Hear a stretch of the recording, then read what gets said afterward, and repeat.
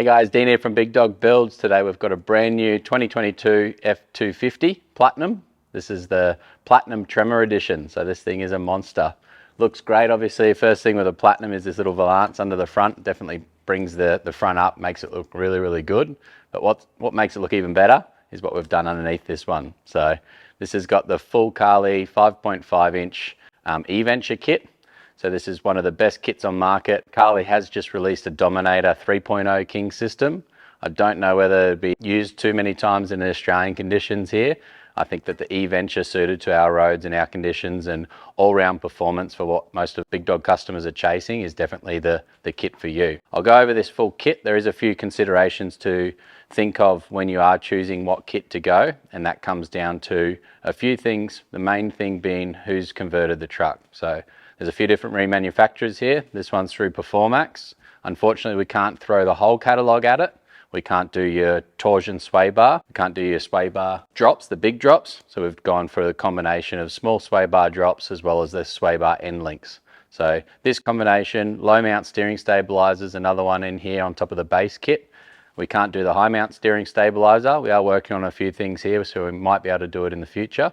But for now, we've got the full kit. The radius arm drops, the radius arms, the E Venture shocks. So the best thing with these E Venture system is the electronic active chassis control. So while you're driving this vehicle, if you are going around a corner, you put your foot on the brake while you're turning, it'll preload up that opposite shock, keep the vehicle very, very stable. So the amount of body roll, or lack of body roll I should say, when you're driving this thing is just insane. And I think you really got to get into one of these E Venture kits and experience it firsthand to really see how much better it is than anything else on the market. So being the E Venture kit, the E being electronic, we've got a lot of wiring that we run on this one. So each shock has got a wiring harness attached to it. Nice little neat waterproof Deutsch plug. We then run all of these cables up into the cabin. Carli have then got a little ECU box for the computer side of it. We've got the controller inside, which I'll show you shortly. And we've also got the little one under the bonnet as well. It tells you where the vehicle's sitting, where to preload it up, and there's also a little plug and play into the OBD port as well. This is definitely the best kit you can get. This thing's 5.5 inch. We've also gone with the Method 605s. These are a 20 by 10 neg 12 offset with a massive Toyo RT being the 37 12.5 20. Great wheel and tyre combo. We have added the bushwhacker flares to the front of this one. This vehicle is getting a canopy on the back shortly. So the rear of this one, we are going for a canopy setup shortly. So we've kept the factory leaf pack in the back for now. We've gone with the leaf blocks in the rear. We've cut off the tabs off that one for the bump stops, and we've added the Carli long travel airbag kit.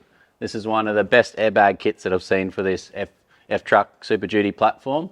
That combined with the E Venture shocks is going to allow the best ride possible for the canopy on the back. You're going to be able to preload up and adjust the settings for these shocks on the fly from the comfort of the driver's seat. So no more getting out, climbing under here while it's hot and adjusting the shocky. You can do it all from inside the driver's seat. So we've got that one set up. We've got the airbags, the E Venture shocks.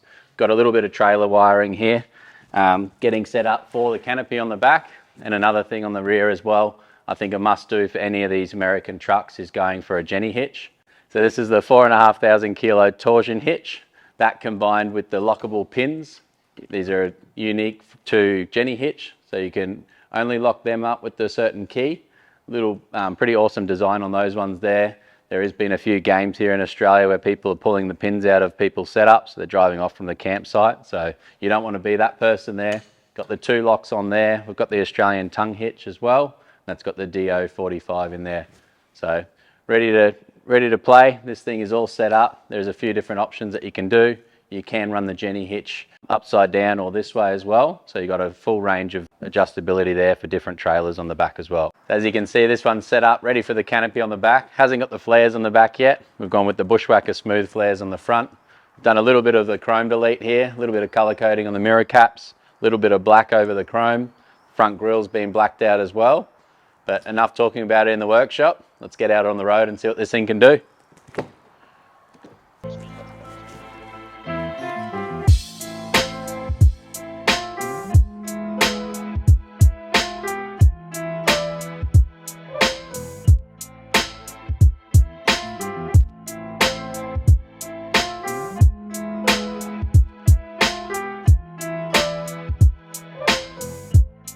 heading onto the highway, it was amazing just feeling how stable the vehicle is around corners, even 60 kilometers an hour, around roundabouts. Literally drives like a car. You wouldn't know how heavy these things are as a standard vehicle, let alone with the canopy on the back. I'm looking forward to driving again when the canopy is on the rear, going through a few more of the e-click settings and seeing the difference there, playing around with the shockies, and go into your different modes here. Rear load as well, if you did want to preload up those rear shocks. So I've just got it on bitumen setting there, sort of off-road and slower speed. So we'll just keep it on road for now, see how that is. Get up off the highway up here, and I know there's some pretty ordinary roads behind the forestry. We'll get up there and see how it feels on the road, comparing it to some of the other vehicles with good suspension.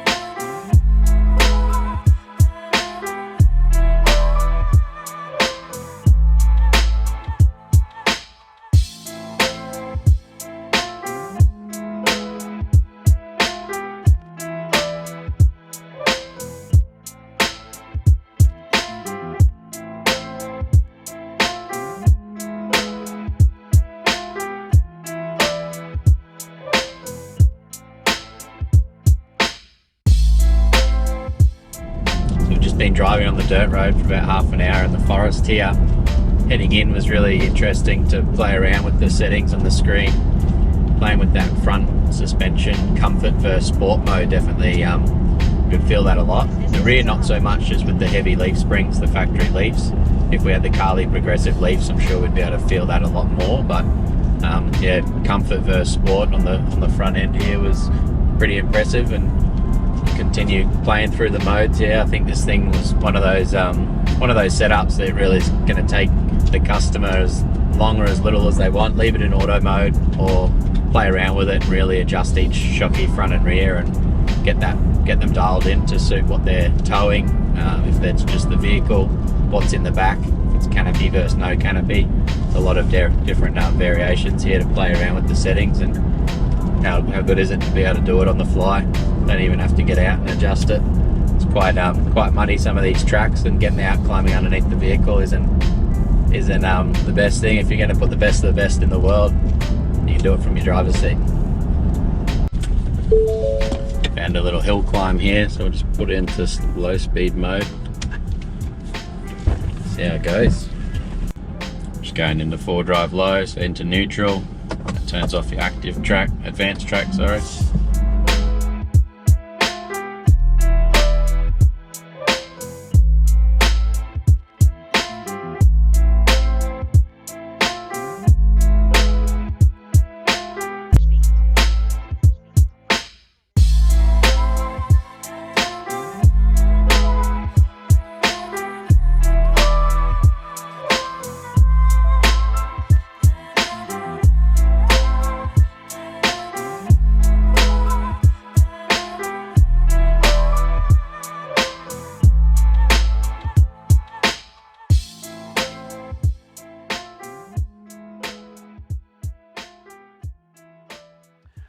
Out at location here at Glasshouse Mountains, pretty close to Brisbane. Definitely dialing in this E Venture kit was really cool. Going between the road settings to the slow off-road little climbing sections as well, which was really awesome. Playing around with the front suspension, going between comfort and sport was really incredible, the difference there, especially on the road as we're swerving back and forth. Higher speeds over these roads, which aren't in very good condition at all. It was like driving a vehicle on a normal road. It was really impressive. One thing that I haven't mentioned yet so far is we've got the Big Dog Builds roof rack on this one. So it's got the 50-inch steady curved light bar on the front with the DRLs in there. It's also got the 13.9 inch work lights to the left and right. So these are all controlled in this F truck through the upfitter switches. We've then gone and added the communications package to this as well. So that's the 1.2 meter cell-fi with the Telstra cell-fi unit, 1.2 meter GME antenna with the folding bracket there. We've also got the 680mm GME UHF antenna on a folding bracket with the XRS 370 unit.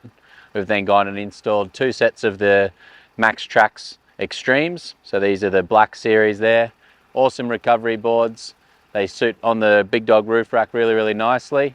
The light bar definitely looks great, performs well. Dialing that one in when it gets a little bit darker after this and getting the full spread of light set up is going to finish off this amazing looking build for stage 1. So look forward to introducing stage 2 to this build.